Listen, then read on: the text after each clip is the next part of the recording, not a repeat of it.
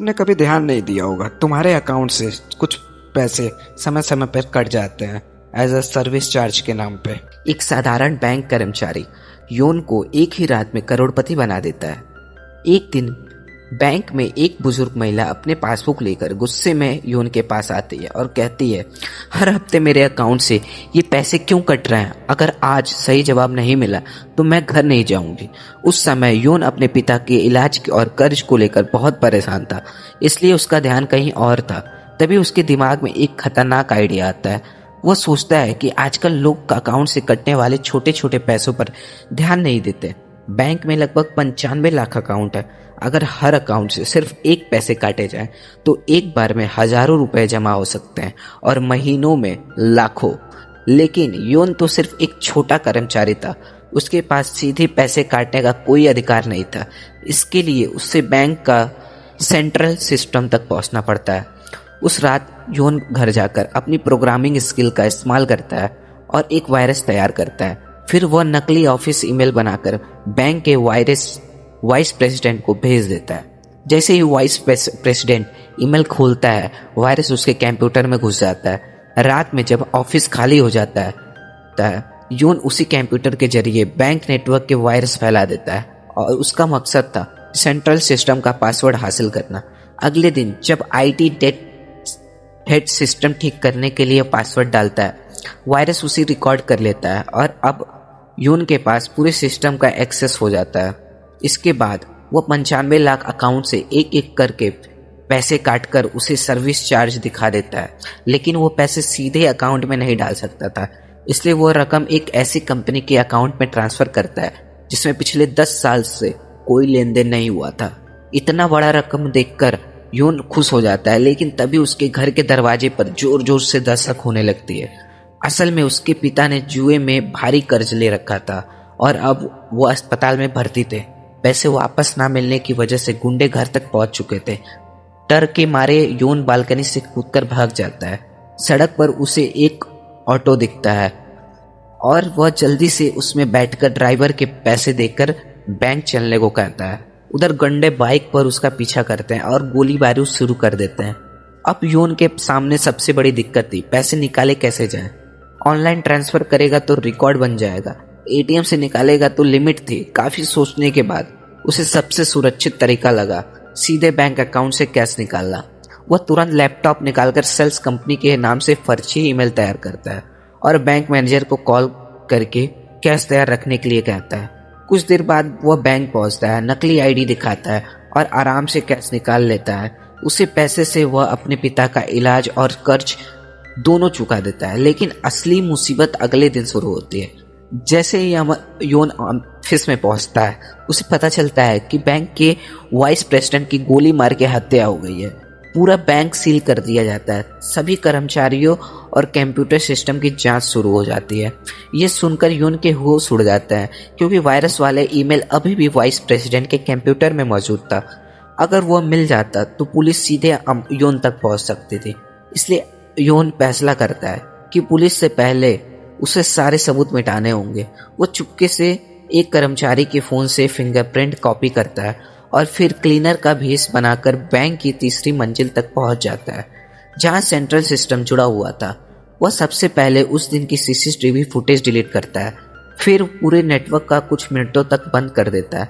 इसके बाद वहां एक आईटी कर्मचारी की नकली आईडी बनाकर मेन सर्वर रूम में घुस जाता है। लेकिन उसे जैसे ही वह वायरस डिलीट करने लगता है, सिक्योरिटी हेड को अलर्ट मिल जाता है। सिक्योरिटी हेड तुरंत वहां पहुंचता है। उधर वायरस डिलीट होने में सिर्फ कुछ प्रतिशत बाकी था। योन किसी तरह उसे उलझाए रखता है और आखिरकार वायरस पूरी तरह खत्म कर देता है। फिर मौका देखकर वहां से भाग जाता है और वापस अपनी सीट पर जाकर ऐसे बैठ जाता है जैसे कुछ हुआ ही नहीं था। लेकिन थोड़े समय बाद उसके पिता की हालत फिर बिगड़ जाती है। इलाज के लिए दोबारा पैसों की जरूरत पड़ती है। अब बैंक पहले से ज्यादा अलर्ट था, इसलिए दोबारा वही तरीका इस्तेमाल करना बहुत खतरनाक था। तभी योन की नज़र दूसरे बैंकों के लोगों पर पड़ती है और उसे नया रास्ता मिल जाता है। इस बार वह 8 अलग अलग बैंकों के मैनेजरों को वायरस वाला ईमेल भेजता है और करोड़ों अकाउंट से एक एक पैसे काटकर लाखों रुपए कमा लेता है। वो अपने पिता का इलाज करवाता है और बड़ा घर भी खरीद लेता है। लेकिन उधर आईटी हेड किसी तरह डिलीटेड किए गए सीसीटीवी फुटेज वापस निकाल लेता है। वीडियो देखकर उसे शक होने लगता है कि ये सब अमन ने किया है, क्योंकि दोनों बचपन के दोस्त हैं। लेकिन बिना सबूत की वह कुछ नहीं कर सकता।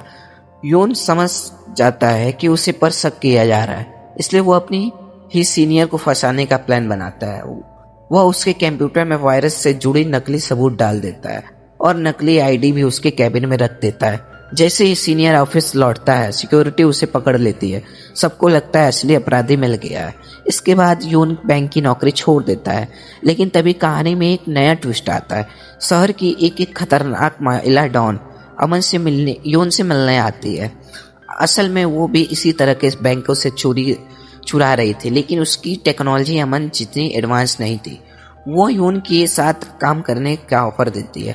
अब दोनों मिलकर रोज करोड़ों अकाउंट से कुछ छोटे छोटे पैसे काटते हैं और कुछ ही दिनों में लाखों रुपए जमा कर लेते हैं।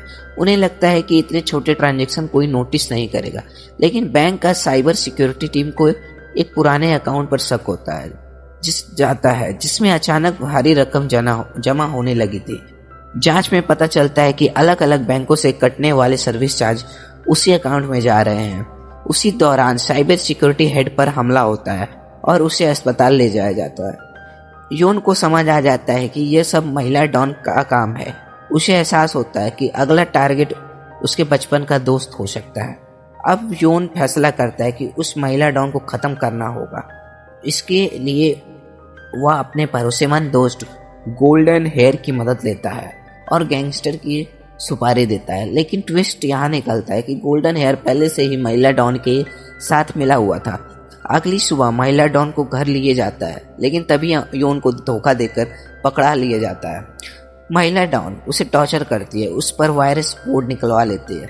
जब उनका काम पूरा हो जाता है तो गोल्डन हेयर योन को मारने के लिए पुल के नीचे ले जाता है, लेकिन आखिरी वक्त पर योन ईंट उठाकर उसके सर पर मार देता है और वहां से भाग निकलता है। अब योन पूरी तरह बदल चुका था। उसे समझ आ चुका था कि अगर उसने महिला डॉन को नहीं रोका तो पूरी बैंकिंग सिस्टम खतरे में पड़ जाएगी। 4 अप्रैल की सुबह योन हथियार लेकर बैंक पहुंचता है। सिक्योरिटी से लड़ता है हुए वह मेन सर्वर तक पहुंच जाता है। वहां अपने बचपन के दोस्त को समझाता है कि वायरस खत्म करने आया है। दोनों मिलकर सिस्टम के वायरस हटाने लगते हैं, लेकिन तभी सिक्योरिटी हेड वहां पहुंच जाता है। योन की किसी तरह उसे रोकता है और आखिरकार वायरस पूरी तरह डिलीट हो जाता है।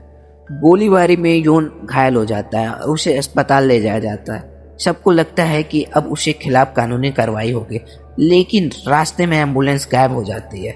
जब योन की होश आता है तो वो खुद को रहस्यमय जगह पर पाता है जहां दुनिया के टॉप हैकर्स मौजूद होते हैं। तभी उसके सामने वही साइबर सिक्योरिटी हेड आता है जिसे सब मरा हुआ समझ रहे थे। वो मुस्कुराता है और कहता है, वेलकम टू डिजिटल कर्मा। तो दोस्तों, कहानी यहीं समाप्त होती है और मूवी काफ़ी अच्छी है, तो देखिएगा ज़रूर। और चैनल को सब्सक्राइब, लाइक और मेरे इस एक्सप्लेनेशन को बारे में आप जो भी समझ रहे हैं कि मैं क्या गलत बोल रहा हूँ,